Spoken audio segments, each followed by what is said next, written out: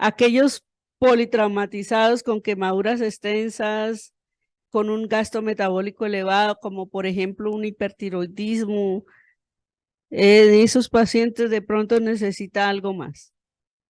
Los gasto metabólico, GMB, gasto metabólico. Es menos frecuente, pero pues, por ejemplo, un paciente con quemaduras extensas, generalmente los nutrimos. Yo les decía a ustedes, no sé si alcancé a decirles a todos los que van al hospital simulado, cuando tenemos un paciente con quemaduras extensas, sobre todo si la quemadura es de la cintura para arriba, ustedes tienen que hacer 3 cosas básicas. Un paciente que les llegue quemado, así ustedes estén en Jumbo, así estén ustedes en Jamundí, así ustedes estén en un hospital periférico y van a remitir ese paciente a un 3.º o 4.º nivel. Tiene que hacer 3 cosas, porque mientras se remite, el paciente se edematiza y después no hay nadie quien entube ese paciente. O sea, hay que relajar y hay que entubarlo.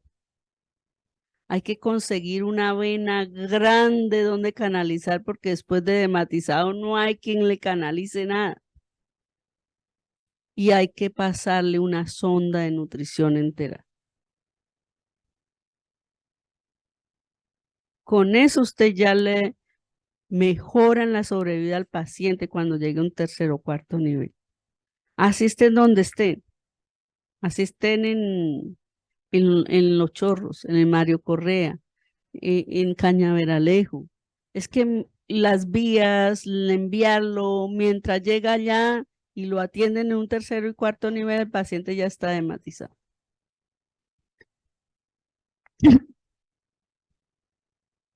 Bueno, y ahora aquí no pasa. Bueno, ahí ya. Y a veces se mezclan todas. No quiere, no puede o no cubre.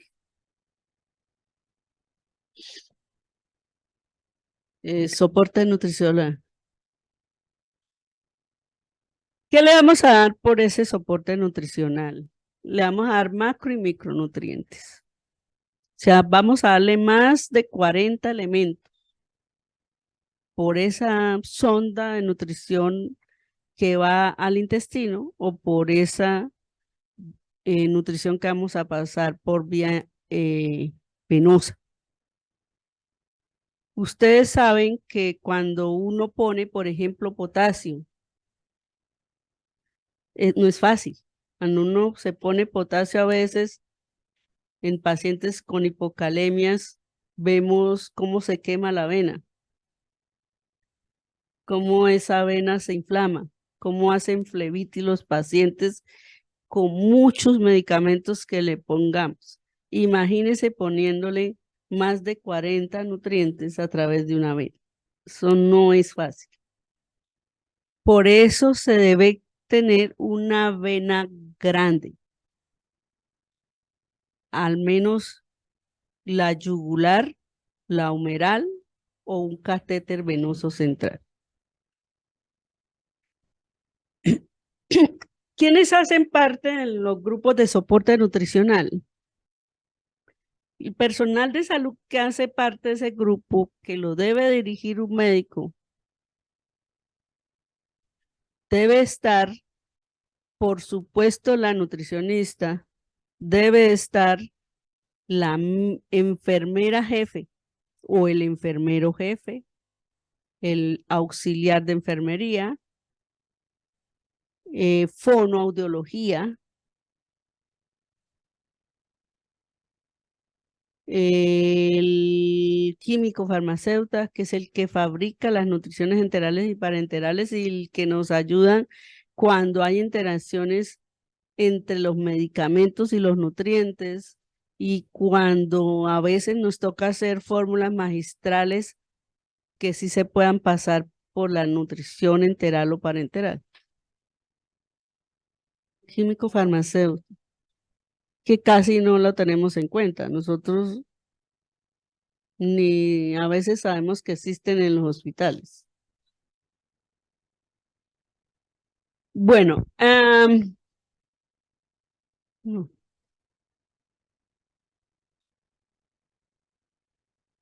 Bueno, esto ya lo he mencionado. A veces cuando el paciente no requiere lo suficiente y toca adicionarle alto, no le ponemos de todo. Por ejemplo, hay un complejo de vitaminas, de vitaminas no, de nutrientes, de micronutrientes que le ponemos a los pacientes con quemaduras específicos. Hay unos que tienen felinanalina, omega 3, se me olvidó el otro, que son inmunoreguladores a aquellos pacientes que están con sepsis. Hay módulos, o sea, específicos. Algunos pacientes, la suplementación es enteral oral con pitillo, no necesito pasarle una sonda. En aquellos pacientes que se fracturan la mandíbula y hacen cerclaje para poderle inmovilizar la mandíbula, en esos pacientes puede ser con pitillo, chupa. En, en ellos más bien le cambiamos diferentes contexturas de la comida, pero no es por sonda ni es un nutriente, porque es que la nutrición enteral del oral es el ensure, por ejemplo, que el paciente se lo toma así. Por ejemplo, tuve un paciente que tuvo un tumor cricofaríngeo. Ese señor no podía comer nada, porque comer era un martirio. Pasar para él, cada paso, cada trago de comida era una lágrima. Imagínense lo de comer. Le dolía extremadamente. Y él nos tocó nutrirlo con Ensure.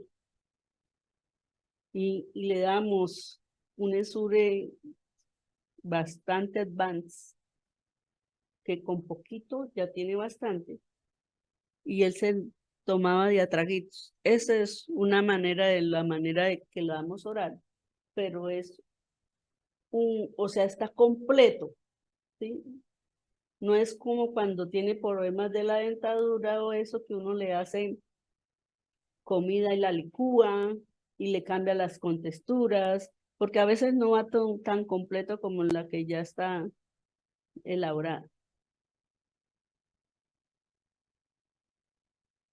Bueno, esto es importante. A veces tenemos que nutrir antes de cirugía para mejorarle el pronóstico de vida y es muy frecuente que los cirujanos digan no lo opero hasta que no se nutre, porque el pronóstico no va a ser bueno. Y en las salas de cirugía es donde más vamos a ver nutriciones enterales y parenterales, que si el paciente tiene trastorno del tracto gastrointestinal, por ejemplo, tuvimos un paciente en quirúrgicas, un paciente que todo lo que comía se le devolvía completamente, se le hizo una endoscopia y una obstrucción más del 80% del esófago, no era posible pasar una sonda de nutrición enteral. Entonces se decía, no, pero pues nútralo con una ostomía en el estómago o en el yeyuno, una yeyunostomía. Pero hacer la incisión ya es un riesgo quirúrgico de que se infecte en un paciente ya desnutrido. O sea que ese paciente nos toca nutrirlo parenteralmente, mejorarlo parenteralmente antes de operarle, de llevar a la cirugía del esófago. Entonces, esos son más o menos los casos que se ven y son muchos. Y desafortunadamente, muchachos, cada día el cáncer crece. Parece que fuéramos para atrás como el cangrejo. La gente dice, no, es que antes, lo que pasa es que antes la gente se moría y no sabía de qué. pero yo creo que sí está aumentando el cáncer. Y a pesar de las prevenciones y a pesar de todo, entonces eso es algo que ustedes se van a enfrentar y van a estar enfrentados en muchas oportunidades.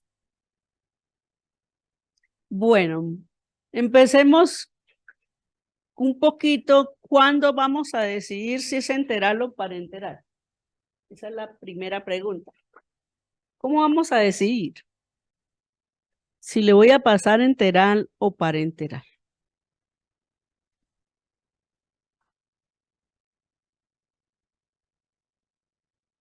Bueno, yo básicamente voy a decir una cosa que dice en general y es lo primordial, lo importante es preservar el funcionamiento del tracto gastrointestinal. O sea que mientras el tracto gastrointestinal funcione, hay que usarlo.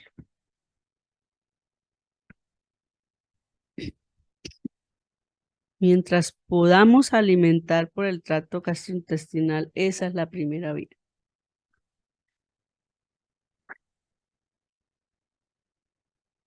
Bueno, vamos a poner macronutrientes, vitaminas, minerales, líquidos y electrolitos. Toma de decisión, el nivel de ingesta del paciente, los requerimientos, la disponibilidad del producto.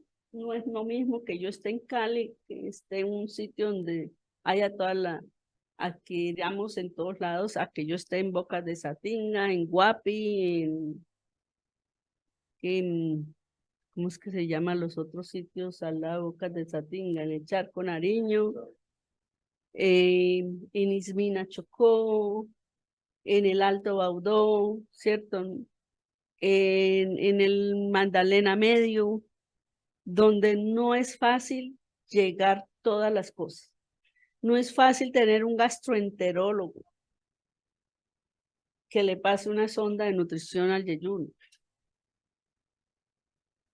sea, hay muchos problemas que no es fácil. Entonces, a veces no es fácil conseguir la sonda de yeyuno. Entonces, nos toca la gástrica. De todo lo que podamos hacer depende del medio donde estemos. Y a veces no tenemos el producto ya listo, como es el que normalmente vemos. O sea, ya vemos la glucerna, ya vemos el Yeviti, ya vemos todo listo para ponerlo.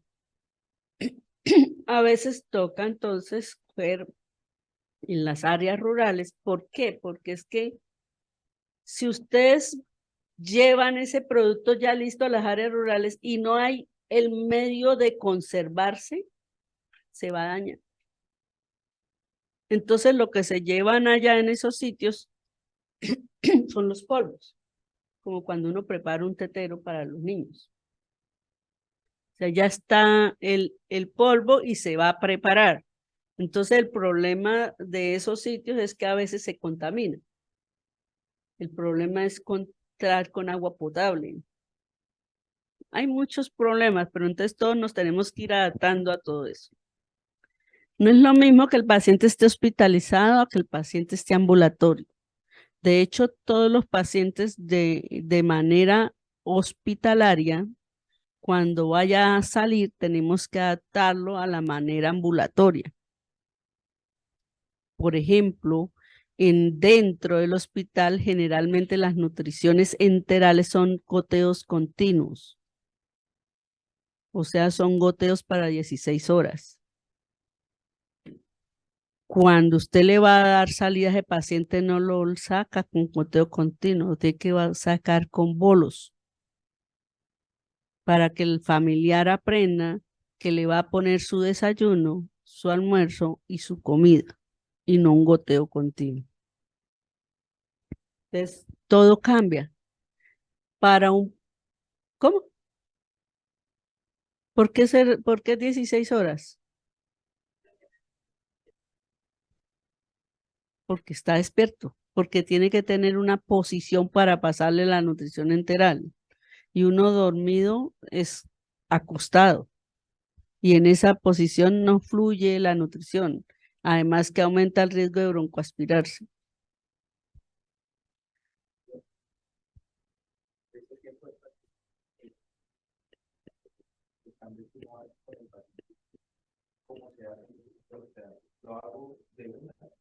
Se va a hacer no lentamente. De hecho, ustedes como médicos, si ustedes ven a sus pacientes, ustedes ya le van a dar casi salida, hablen con la nutricionista o ustedes mismos tienen la posición de empezar a cambiar de goteo continuo a bolos. Lo pasa a goteo intermitente y luego bolos. Ustedes mismos lo pueden hacer, ¿sí? Porque ustedes saben que le van a dar salida, la nutricionista no sabe. El que sabemos si le vamos a dar salida somos nosotros. Entonces nosotros mismos sabemos que le vamos a dar salida, hable con enfermería y empiece a pasarle a goteo intermitente y luego a bolos. La situación socioeconómica del paciente nos hace adaptarnos a los pacientes. No es lo mismo tener un paciente en la Fundación Valle del Lili o en Imbanaco que tenerlo en el San Juan de Dios. ¿Sí? No es lo mismo. No es lo mismo cuando yo tengo un diabético que le tengo que dar nutrición enteral, pues le doy generalmente la nutrición enteral que está en el post y no la nutrición enteral que yo le pueda poner que se acomode un poquito más a su patología de base. Y pues depende del diagnóstico y el pronóstico. A mí esto como si me jalara el cabello, porque yo todavía no, me cuesta mucho que las guías lo mencionan, que la nutrición parenteral no es para los pacientes terminales. ¿Por qué me cuesta mucho? Porque yo pienso que el paciente se debería morir de todo menos de hambre. Entonces eso me cuesta, pero es algo al que uno se tiene que enfrentar cuando el sistema dice no, pero la guía dice que no, entonces no le cubrimos, ¿no? Entonces ese me cuesta bastante. Este es un algoritmo donde vemos lo que yo les he estado mencionando.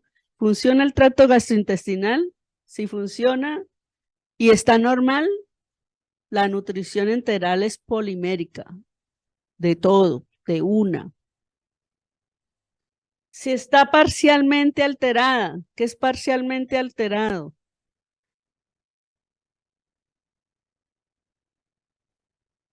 Que, por ejemplo, paciente tenga náuseas, que tenga vómito, que no tolere mucha cantidad, sino más poquita, que tenga un trastorno intestino corto, ¿sí? Que le hayamos hecho grande recesión de intestino, por ejemplo.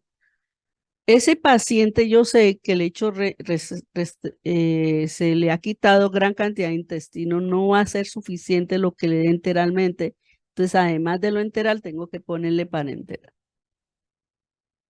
El paciente que tiene trastornos, por ejemplo, enzimáticos, por ejemplo, enzimas pancreáticas deficientes, de una pancreatitis, ese paciente hay que modificarle la nutrición y de pronto no es polimérica, sino oligomérica. Ese paciente que tiene un trastorno de la bilis y que no emulsiona las grasas, necesito darle una nutrición enteral especial. Entonces, varía, esa no es, esa es parcial y que generalmente se mezcla con nutrición parenteral. Si si la nutrición enteral polimérica está bien, no hay problema, pero si falla parcialmente, ¿qué es fallar parcialmente? Que el paciente le dé náuseas, que le dé vómito, que se distienda.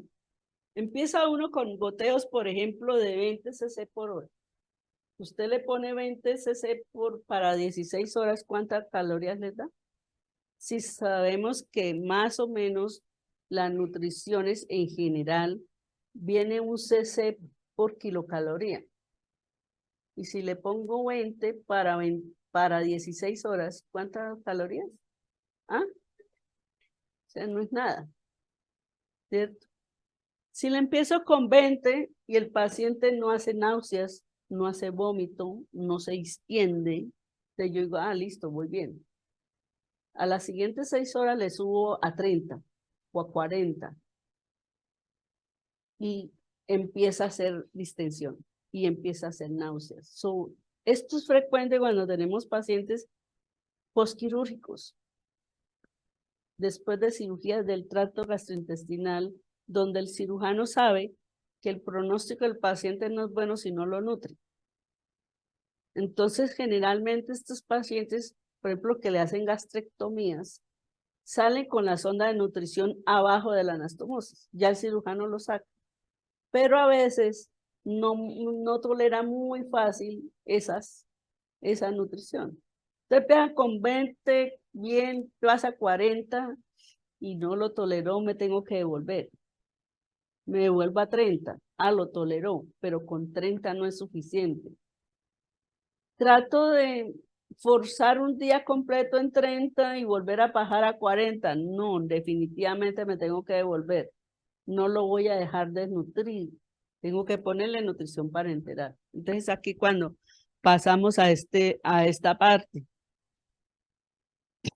le adicionamos la otra. Si definitivamente falla, con 20, con el poquito goteo, con el mínimo no toleran, nos toca parenteral. Entonces hay que pasarle a nutrición parenteral total, que es lo que dice aquí TNP, o nutrición parenteral total, pero los nutricionistas les van a decir a ustedes, doctor o doctora, ¿le paso a TNP? Es que lo hacen como en inglés, pues es lo mismo. Cuando desde un inicio no. Cuando hay obstrucción o fístula de alto gasto distales. Cuando hay ilioparalíticos prolongados. Cuando hay ilioparalítico en un paciente previamente desnutrido.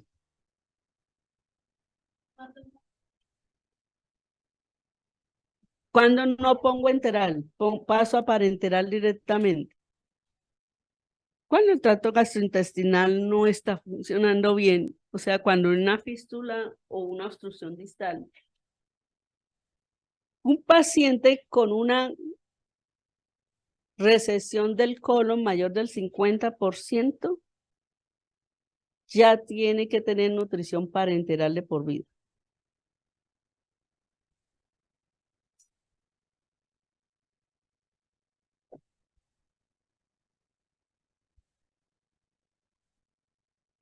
Bueno, hablemos ya de la nutrición enteral como tal.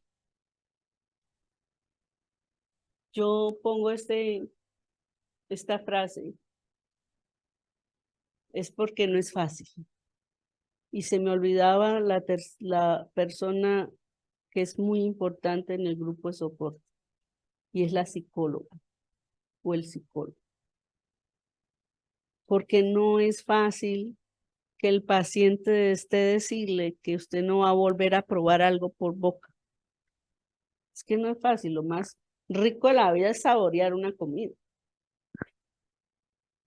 Y usted cuando le pone una sonda de nutrición, usted no está saboreando nada. Y muchos pacientes quedan con ese problema de por vida. Entonces, la principal que nos ayuda en ese soporte es la psicóloga o el psicólogo. Yo alguna vez cuando estaba así chiquita como ustedes, como estudiante, que no le paraba mucho cuidado a esta parte de la nutrición. Y fui a una charla, o sea, me quedó grabada un poquito allá en el Hospital Universitario de Santander, que en esa época se llamaba Ramón González Valencia, hoy se llama Hospital Universitario de Santander. Y una enfermera con la psicóloga hicieron una exposición de cómo hacían que el paciente le ponían la nutrición en la lengua, que lo saboreara antes de pasarle la nutrición, sea por la ostomía o por donde le fueran a pasar, como algo para empezar a estimular o despertar en el cerebro ese deseo, porque es que después con el tiempo van a empezar perdiendo el deseo. Bueno, solo la nutrición parenteral es básicamente cuando el intestino no funciona o un fracaso de la nutrición enteral. Bueno, este es ya la nutrición enteral, es pasar la sonda nasoentérica o por una ostomía. Nasogástrica, nasoduodenal o nasoyeyunal. Nosotros solo utilizamos nasogástrica y nasoyeyunal. Pero en algunos países europeos se figura la nasoduodenal. Lo más fisiológico es que el alimento inicie desde el estómago. O sea, que lo más fisiológico es que la nutrición fuera nasogástrica o una gastrostomía. Pero pues a veces hay problemas como por ejemplo que el paciente tenga una obstrucción pilórica, como por ejemplo que el paciente ya tuvo una cirugía de estómago y la sonda pues está ya en el yeyuno, abajo la anastomosis. Bueno, ¿cómo decidimos? Esto ya lo he mencionado. Las ventajas, esto sí es importante, la ventaja de la nutrición enteral. ¿Por qué la nutrición enteral es lo que más debemos pensar al principio? Es lo más fisiológico, es lo más sencillo, es lo más económico, menos complicaciones graves. Las complicaciones de la nutrición parenteral está desde una sepsis, porque usted está poniendo una vena, desde que el paso de la catéter venoso central dañe la vena subclavia, haga un émbolo, una trombosis, haga una perforación a nivel del pulmón, no, mejor dicho, son muchas y además que es mucho más costoso. Y lo otro es preservar la integridad de la mucosa intestinal y la función del tracto gastrointestinal. Hormonal, ya sabemos que el intestino es una parte muy hormonal de nuestro cuerpo. Secretan incretinas, secretan enzimas y el que el intestino se esté moviendo hace que las bacterias buenas del colon se mantengan. Cuando el intestino no se mueve,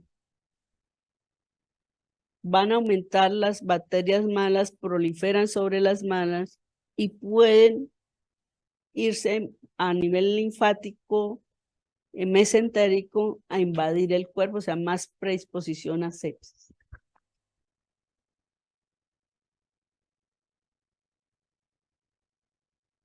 Esto es, ya lo he mencionado todo el tiempo,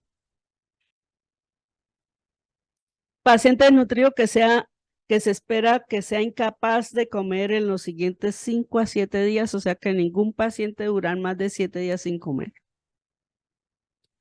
Y ese es importante porque a veces nosotros nada vía oral desde urgencias y nos llega a la sala y nada vía oral y nadie nos enteramos de que no ha recibido comida.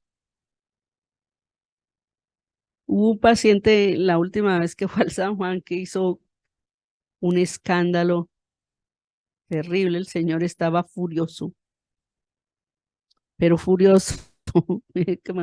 Llegó uno de ustedes a hablar con el paciente Y el señor decía, no, yo, sí usted puede hablar, pero es que usted me va a dar comida. Y llega y decía, es que llevo 2 semanas sin comer, doctora. Esta mañana el doctor en la revista le dije, doctor, por favor, comida. Y el doctor dijo, claro que sí, empecemos hoy. Y son casi las 4 y no han empezado nada, no me han traído nada. ¿De quién fue el error? Que el médico interno de la revista sí hizo, pero no puso la orden en el sistema. Mientras no se ponga, no le inician.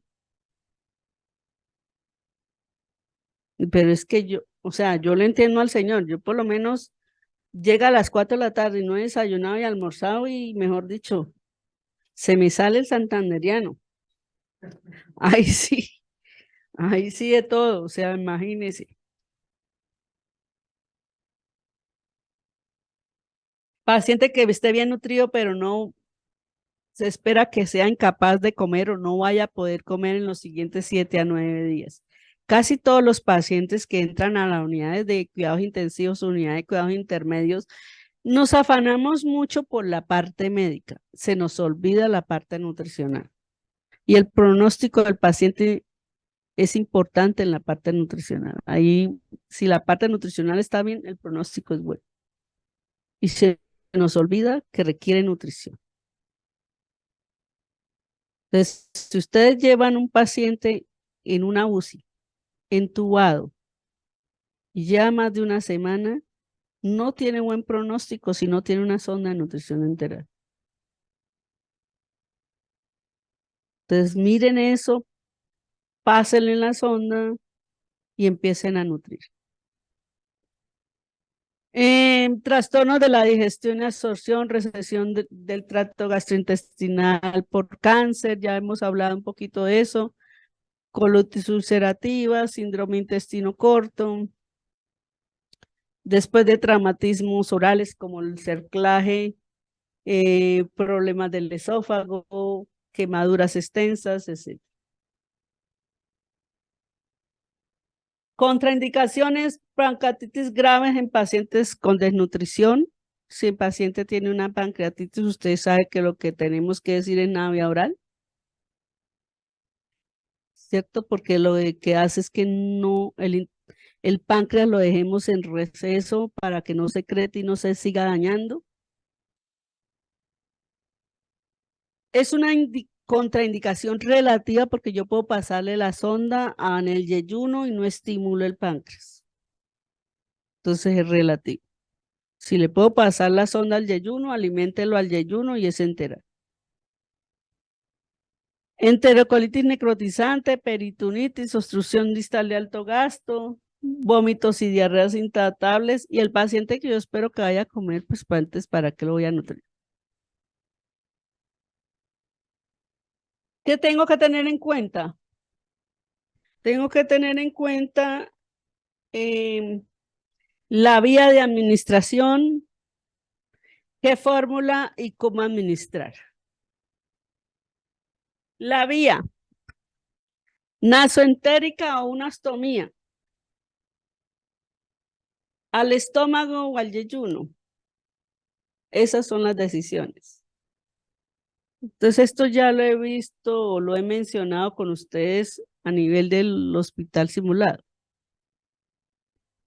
Para los que no han ido, entonces, si el paciente va para largo tiempo, hay que poner una ostomía.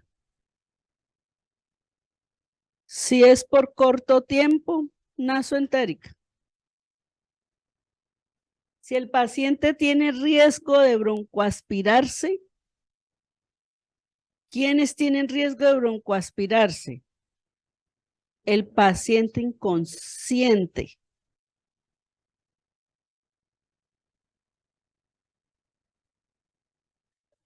Nasoentérica.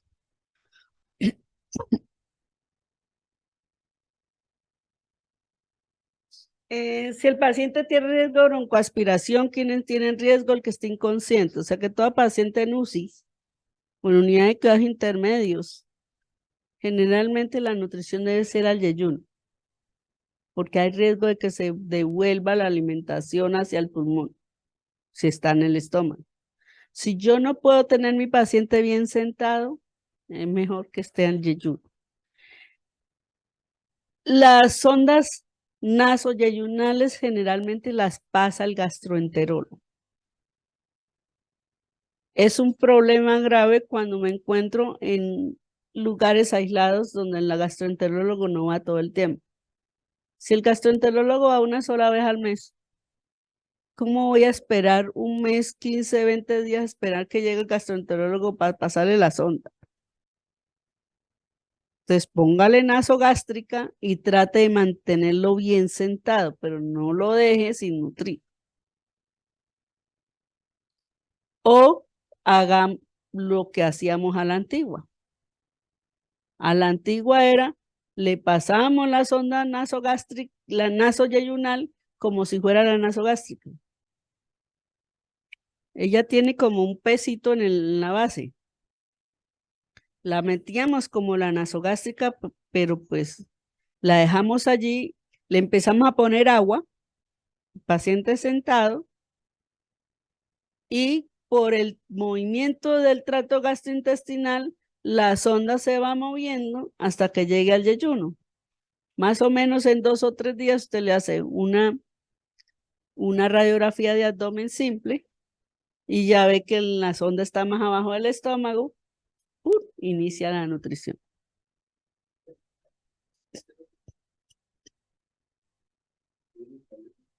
No, hasta después de confirmar, porque es que el riesgo de broncoaspirarse es más grande. Bueno, esto es básicamente lo que miramos. Si el paciente tiene riesgos, tiene que ir al yeyuno.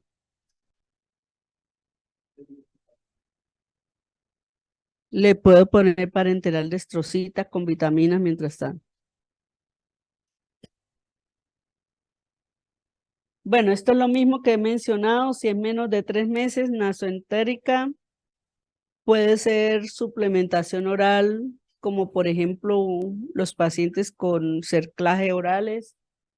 Nasogástrica, si no hay riesgo de reflujo esofágico y si el vaciamiento gástrico es normal. Si el paciente tiene un síndrome dumping o está empezando a tener un intestino lento, es mejor hacerlo al yeyuno. Largo tiempo, entonces una ostomía. Las ostomías pueden ser al estómago, gastrostomías. Las sondas del estómago son transparentes, mientras que las del yeyuno son opacas. Ustedes pueden ver aquí cómo son estas las del yeyuno, ¿no?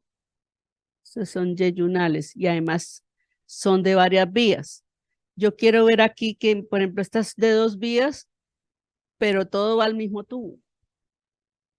Y esto tiene que tenerles claro, porque todo va al mismo tubo. Porque uno mira que enfermería llega y dice, no, yo le estoy poniendo por aquí la nutrición y por aquí el medicamento.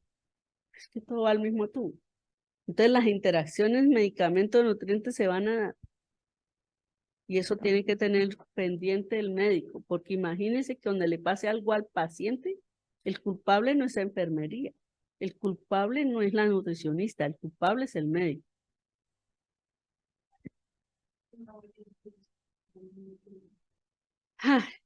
Esa está buena la pregunta.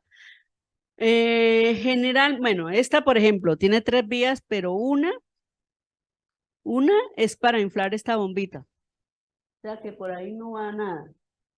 La otra debe ser más el medicamento y esta más grande es por donde va a pasar la nutrición. Es un poquito por él. La de medicamento es pequeña. Entonces puedo pasarle agua y se va más rápido que si la paso por el otro lado. Pero la puede pasar por ambos lados. No hay problema.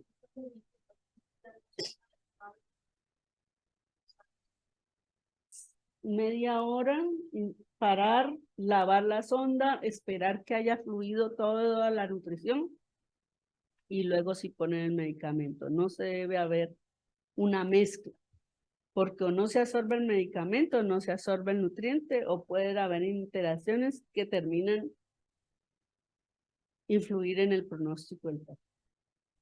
Tanto que muchos se pueden morir. Entonces, cuidado con eso. Bueno, este es el resumen, que es lo que llevé, ¿sí? Más de 4 o 6 semanas, enterostomía, no nasoentérica, riesgo de broncoaspirarse sí al yeyuno, no al estómago. Bueno, ya vimos la vía. Ahora, ¿qué fórmula? Vamos por las fórmulas. La fórmula es el tipo de nutrición que voy a dar. La estándar se llama Yeviti, que es la que figura en el post.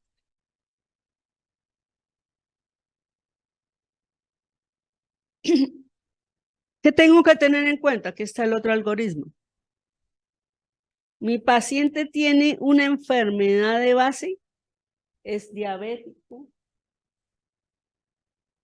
tiene un trastorno de una enfermedad especial, por ejemplo, tiene una insuficiencia renal, tiene una insuficiencia hepática, es diabético, o sea, tiene una falla a nivel orgánico, sí, entonces la fórmula es especial, adaptada a su patología de base. No es debido. Si no tiene ningún problema, es un paciente, por ejemplo, que a ustedes les llegó con politraumas, llegó a la UCI, ya lo operaron, pero hay que nutrirlo. Y el paciente no sufre ninguna enfermedad, es estándar. De pronto, si tiene politrauma, necesito adicionarle algo más, suplementarle algo más.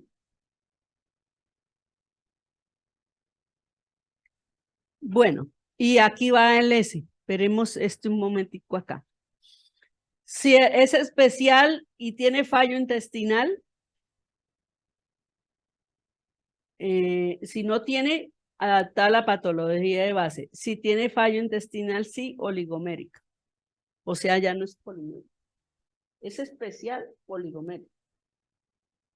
¿Qué es eso? El paciente es diabético y lo operaron del intestino porque había adherencias y quedó con el intestino corto. Entonces hay que ponerle nutrición oligomérica. Especial oligomérica. ¿Qué es oligomérica? Que ya la nutrición, los nutrientes ya están disueltos. Ya no son proteínas de cadenas largas, sino aminoácidos de cadenas cortas. Ya no son ácidos grasos de cadenas largas, sino de cadenas medias. Ya están más digeridos. Depende de la patología que tenga a nivel del tracto gastrointestinal. Ahora, estándar porque el paciente no requiere una fórmula especial, no tiene un problema diabetes, no tiene renal, no tiene hepática, no tiene problemas respiratorios, estándar. Porque los pacientes, por ejemplo, con EPOC, con disestrés respiratorio, requieren una dieta baja en carbohidratos. Entonces eso sería especial. De hecho, el más conocido se llama Pulmocare, de los pacientes con problemas respiratorios. Bueno, si el paciente es estándar porque no tiene fallo orgánico, entonces tengo que mirar si tiene estrés severo o no. Si no tiene estrés severo, es normoproteica. Entonces sigue siendo solo el Yeviti. Sí, tiene que ser hiperproteica. Porque ya tengo que darle la nutrición para que regenere tejidos.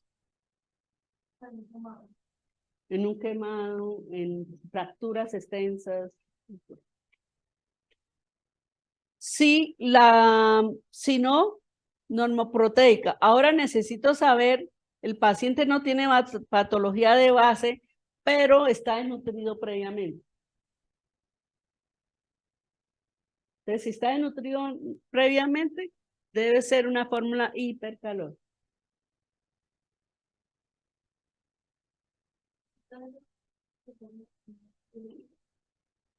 Con el MIPRES, es que le llaman ahora. Sí.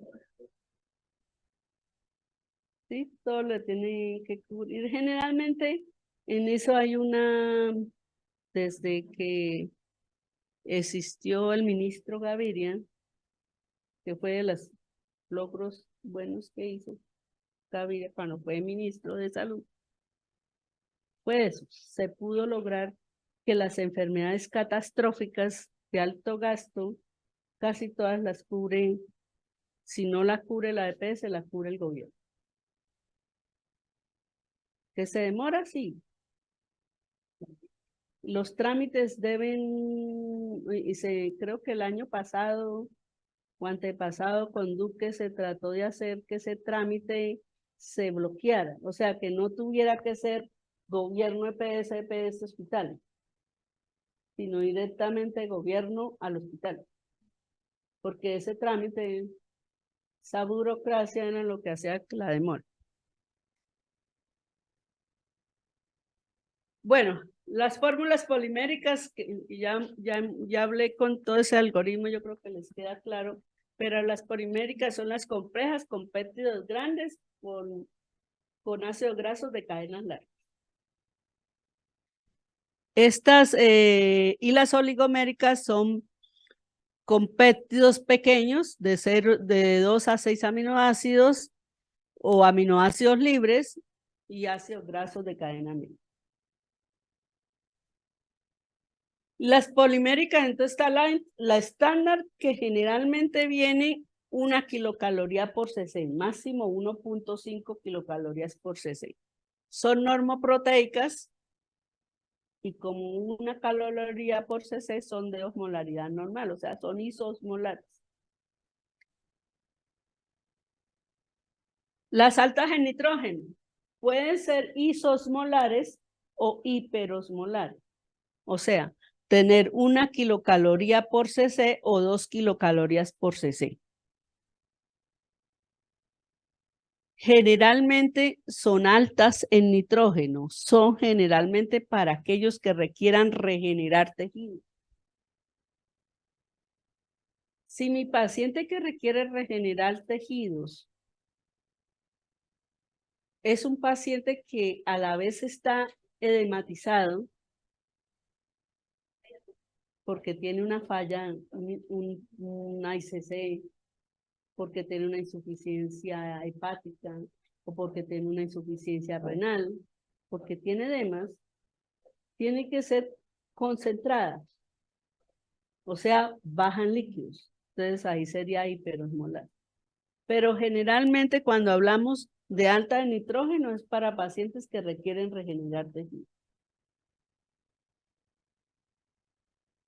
Y las concentradas sí son para esos pacientes específicos que tienen falla, insuficiencia cardíaca, están encharcados, sea una falla derecha o izquierda, que tengan una cirrosis hepática, que también están encharcados, están llenos de edemas, o que tengan insuficiencias renales, que también están con edema.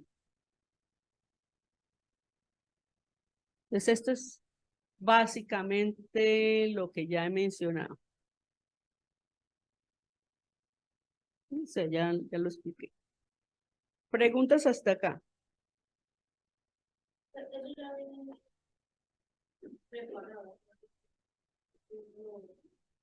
Es que ya vienen, casi que para todo ya viene. O sea, hay un libro completo donde tú entras y dice, para nefro, para cirrosis, para insuficiencia cardíaca, para EPOC, casi todo ya vienen. Parecido. Pero ahorita hacemos, en el ejercicio es que usted ojalá hiciera, ¿se acuerda de eso que hicimos al principio de las calorías? Y que usted cogiera de acuerdo a su paciente y dijera, vea, Entonces mi paciente requiere tantas calorías, listo. De esas calorías, ¿cuánto le voy a poner de carbohidratos? ¿Cuánto le voy a dar proteínas? ¿Cuánto le voy a poner de grasa? Y usted hace el cálculo y luego busca en el libro de las nutriciones cuál se adapta a los cálculos. O sea, queda más. Si ya hizo los cálculos, dice, esta es la que más. Lo que pasa es que cuando los pacientes son cisben, cuando los pacientes son el post solito, no post complementario ni prepagada, no, contributivo, pero post normal, tú tienes que poner solo lo que estén. O sea, es muy difícil justificar otra nutrición si existe este estándar. Las posibilidades.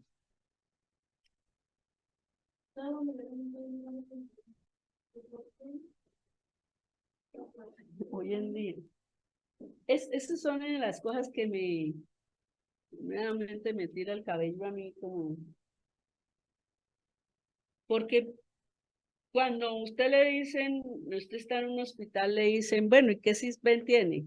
Y yo, ¿qué importa qué cisben tenga? O sea, ¿cuál es el sistema de salud que tiene? ¿Qué importa? Yo debería darle cualquiera. O sea, igual debería ser para todo el mundo. ¿Sí? Esa es una de las cosas que me cuesta. Cuando no existía la ley 100, hacíamos eso. Nosotros no nos importaba nada. ¿Sí? El problema es que cuando eso existía, cuando no existía la ley 100, entonces no había de todo para todos. Entonces, a veces era complicado.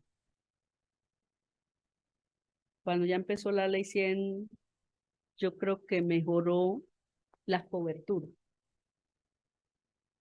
Pues la calidad no, pero la cobertura sí.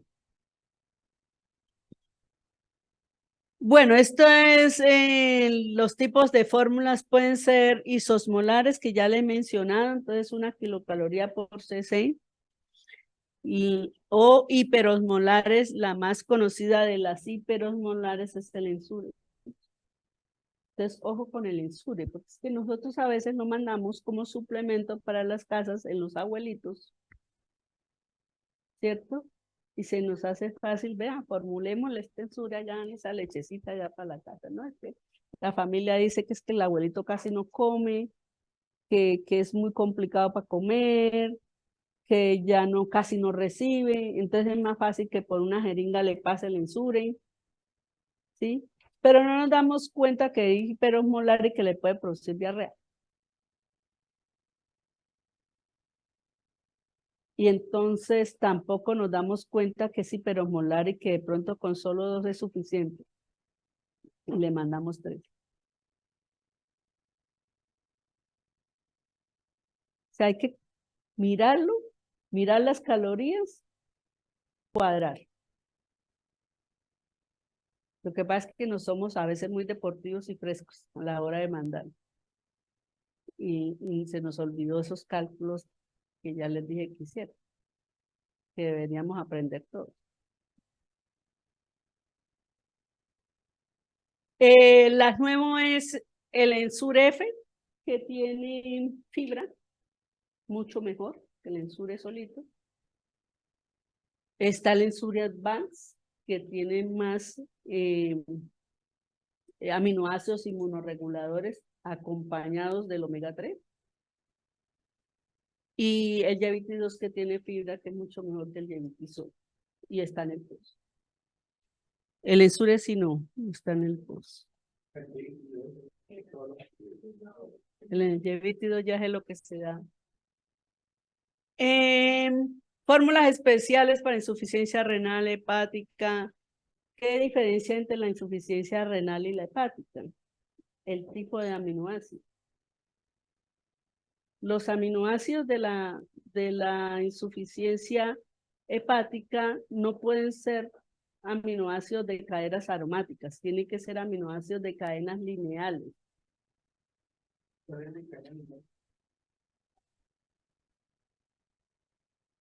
¿Sí? En cambio, el renal puede recibir las dos, solo que debe ser más, el porcentaje de proteínas más bajo. Por eso es que cuando ustedes hablan de un paciente con una insuficiencia hepática, ustedes le dicen al paciente, vea, es que no puede volver a comer carnes rojas. Y las carnes de las otras de origen animal, 1, 2 o 3 veces a la semana máximo. Pero es por el contenido de aminoácidos de cadenas aromáticas.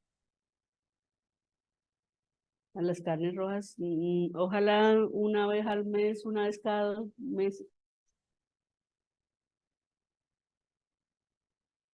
En las nutriciones enterales, pues ya vienen específicas. Las insuficiencias respiratorias crónicas de ustedes deben ser bajas ¿en qué?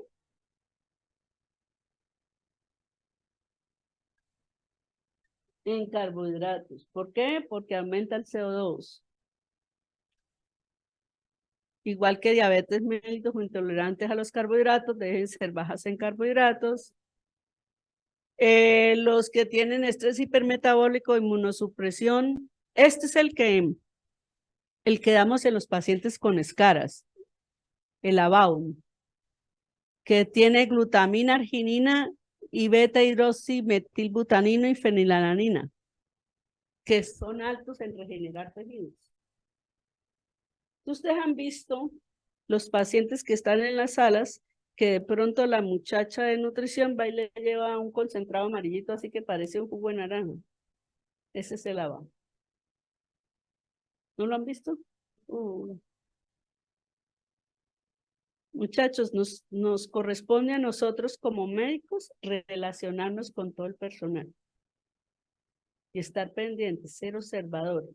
Desde semiología yo les decía a ustedes, observen, miren, detallen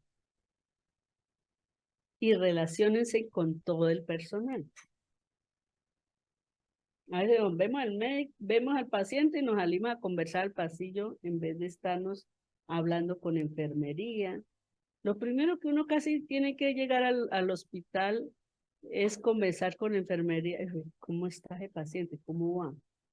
¿Qué le ha visto? A veces la enfermera o el enfermero ve más detalles que uno no ve.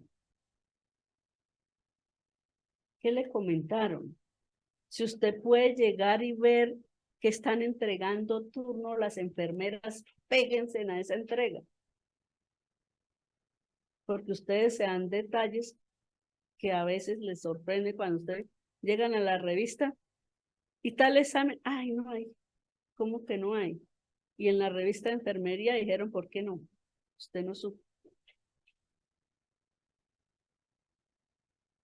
Y fíjense en la que reparte la nutrición, la que reparte la comida. Y vean, aprendan. Bueno, las oligoméricas, ya les había dicho, para aquellos con capacidad digestiva alterada, deficiencia pancreática biliar o intestino corto. Generalmente las nutriciones poliméricas pueden darse oral porque saben rico. Si usted encuentra el Yevite, usted le Yevite al paciente tomado y se lo puede tomar.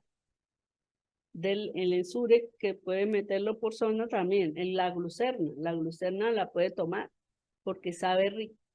Las oligoméricas no pasa eso, son feas. Casi siente todas las oligoméricas, toca ponerlas por nutrición entera, por la sonda, porque poco sabor bueno tiene. Existen especiales para cada patología. Especiales para diabetes, especiales para problemas renales, especial para problema hepático, especial para el paciente pulmonar. Hay especiales. Bionex es estándar, Nefron, bueno, para cada cosa. Hay modulares que son bajas en carbohidratos, alta en fibra, proteínas bajas, aminoácidos específicos con ciertas patologías, pacientes con enfermedades, ¿cómo es que le llaman? Ay, huérfanas, que tengan algún síndrome metabólico, entonces hay que darle ciertos aminoácidos diferentes. Ácidos grasos de cadenas medias, vitaminas y minerales, entonces son oligoméricas. Bueno, y terminamos cómo administrar, que lo hemos hablado desde el hospital simulado. Entonces, puede ser bolos, goteo intermitente y goteo continuo, ¿no? Generalmente los pacientes hospitalizados es goteo continuo. Y al final, la idea es que si vas a continuar con la nutrición enteral por fuera, pase a bolos. ¿Sí? Esa es la idea. Si el paciente tiene, por ejemplo, el paciente ya sé que va a durar con la nutrición mucho tiempo. El paciente está consciente. ¿Cuál es el paciente? Un caso, a ver, un paciente que tengo una parálisis del 9º y 10º par. Trastorno de glucemia. Vino fonoaudiología y dice, no, esto está berraco, esto va a parar. Y el paciente está consciente. Usted sabe que puede hacer una ostomía al estómago, porque no hay riesgo de que se broncoaspire. En ese paciente, usted le pasó la sonda al estómago, en ese paciente puede empezarle por bolos de una vez. En ese caso. ¿Cómo lo inicia? Puede iniciarle con 120 cc al desayuno y le mira. Está en el estómago, le pone 120. Dice el desayuno. El paciente no hizo náuseas, no hizo vómito, no hizo diarrea, no se distendió. Entonces, al almuerzo usted le pone 50 más. Entonces ya no le pone 120, sino 150. ¿Sí? Eso, 170. Entonces usted, 170, ya le pasa. Y le va aumentando así hasta que llegue al goteo meta. ¿Cuál es el meta? Por ejemplo, ¿cuántas calorías requiere Marisabel?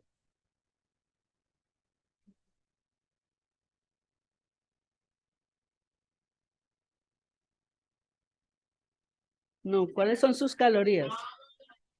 ¿Cuáles son sus calorías?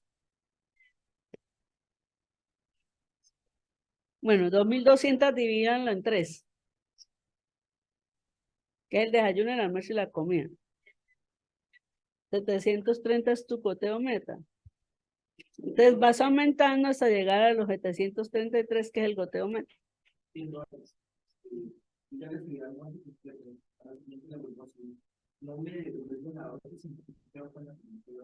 Lo mismo. Hasta llegar, si el paciente sigue sin náuseas, sin vómitos, sin diarrea, sin distensión, sin dolor abdominal, le sigue aumentando hasta llegar al goteo meta. Pero si no, me devuelvo al anterior. ¿Sí? Y espero, ya no le hago cada 6 horas o cada desayuno, almuerzo y comida, sino le aumento cada día, lentamente, porque vea que ya me hizo extensión. No, entonces espere, venga, me vuelvo para atrás. Digamos que empezamos 120, ¿cierto? Cuando le subí a 170, ya no tolero tanto. Entonces yo, no, 120 y me doy un día completo de 120, al siguiente día un día completo de 170, al tercer día, o sea, ya no lo subo con cada nueva comida, sino todo el día. Sería un día completo cada 120.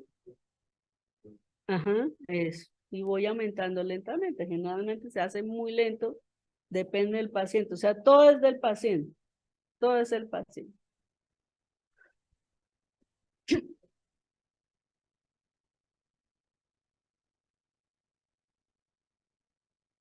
Generalmente el goteo intermitente se utiliza para pasar de goteo continuo a goteo a bol. Pero a veces también el goteo intermitente es para aquellos que tienen nutrición al yeyuno.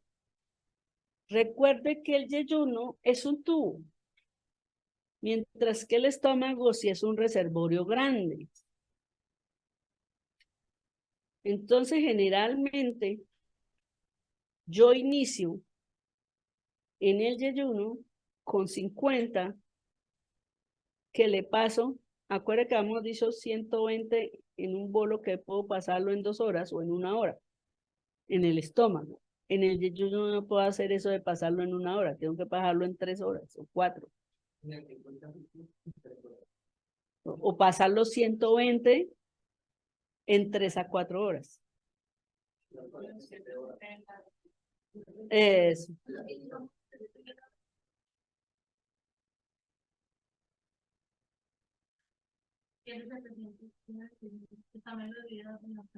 Sí, sí.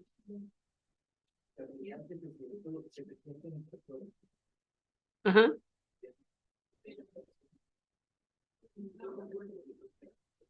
Algo así, en 3 horas.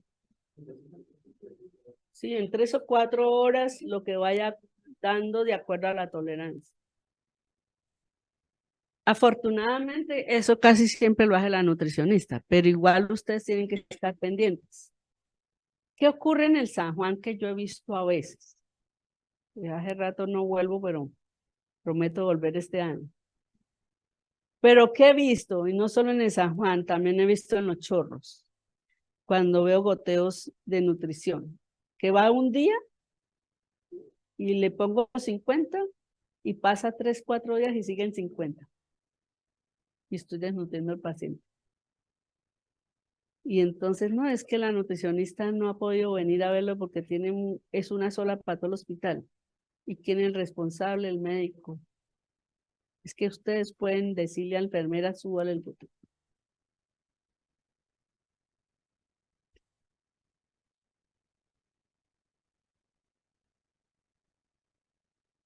Bueno, entonces, polos puedo empezar 120, 150, depende del paciente, incrementar de 50 a 60 por día. Contenido continuos depende del paciente. Si mi paciente inicialmente, entonces ya miramos ese caso en el paciente que pues no puede tragar y ya se va a ir así, entonces puedo iniciar con bolos de una o goteo intermitente, depende de donde esté la sonda, si está en el estómago o si está en el yeyuno. Pero si es el paciente que llega inconsciente, politraumatizado, que está en la UCI, que está en la unidad de cuidados intermedios, usted le pasa una sonda nasoyeyunal, inicias goteo continuo. ¿Cómo le inicia? Si el paciente previamente no tiene náusea, vómito ni diarrea, le puedes iniciar 50 cc hora. Pero si previamente el paciente tenía náusea, vómitos o diarrea, empiece a 20 cc hora. Y se incrementa de 10 a 25 cada 6 horas o cada 24 horas, depende de la tolerancia. Entonces, empecé, digamos, mi paciente no tiene problemas de que tenga un síndrome dumping, no lo operaron del estómago, el paciente no tiene náuseas, no ha tenido vómito, no ha tenido diarrea, le empecé a 50. ¿Sí? Sí, sí. A las 6 horas yo le pregunté a enfermería o le pregunto al paciente, ¿hizo diarrea? ¿Tuvo náuseas? ¿Tuvo vómito? ¿No se distendió? ¿No le dolió el estómago? Ah, listo. Le aumento 10 a las 6 horas. Y así llego más rápido al goteo meta.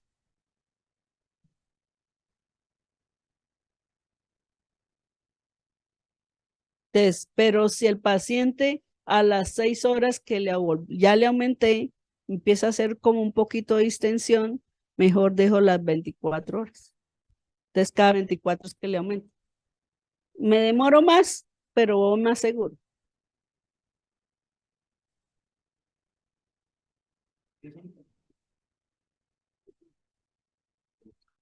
No, estamos en bolos. En bolos sí. Estamos en goteo continuo.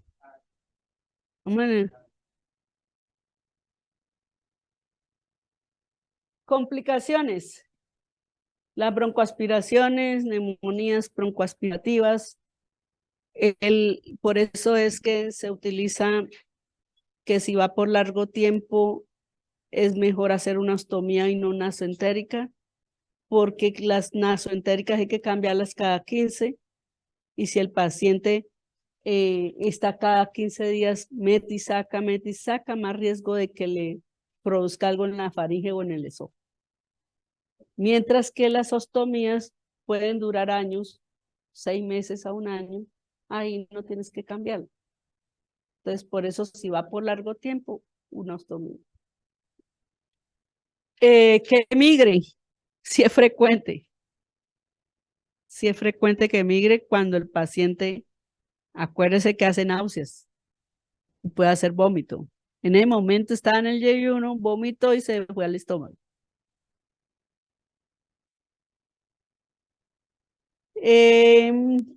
Las diarreas. Las diarreas generalmente se producen por interacción con los medicamentos o porque le aceleré el goteo o porque la fórmula está muy concentrada. ¿Cuándo hay más riesgo de diarreas? Cuando el paciente estoy en un sitio donde tengo que preparar la fórmula. Está en polvo y la tengo que diluir. Entonces acuérdese que cuando ustedes están, no sé si tienen bebés, para hacer un tetero, ¿se han preparado un tetero? ¿Qué tienen que hacer? Primero el agua, primero el polvo.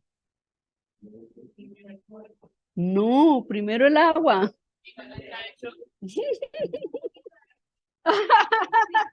No. Primero el agua para, por cierto, tú sí tienes bebés. Primero el agua para saber las onzas. Entonces lo mismo. Si hacen mal eso, entonces le quedan concentradas, entonces le produce diarrea.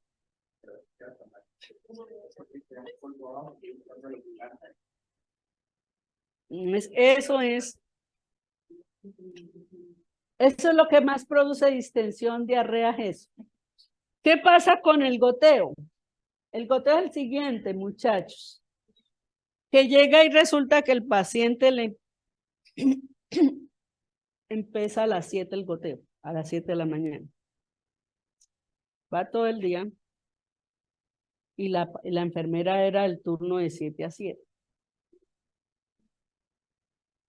Y llega la tarde y se da cuenta que no le habría tiempo. Y luego cuando termina el turno, ¿cómo hace para entregar si eso está casi lleno? Le abre el chorro. Y ahí es cuando más diarrea le produce. Entonces tienen que preguntar y que los enfermeros o la auxiliar de enfermería sea sincero o sincera, ¿cierto? Diga, vea, me equivoqué si le aumenté el goteo. Porque si no, ustedes piensan que el problema es que no está tolerando y se va para atrás. Y el problema fue que le aumentó el goteo.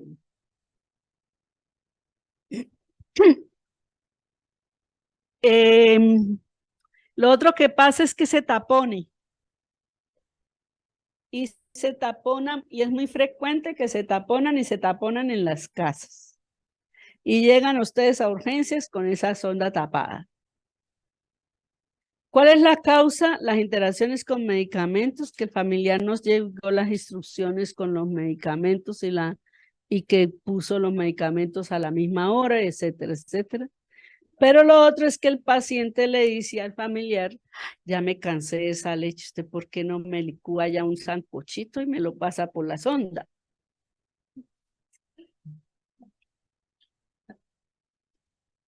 Y se lo hacen y terminan tapados.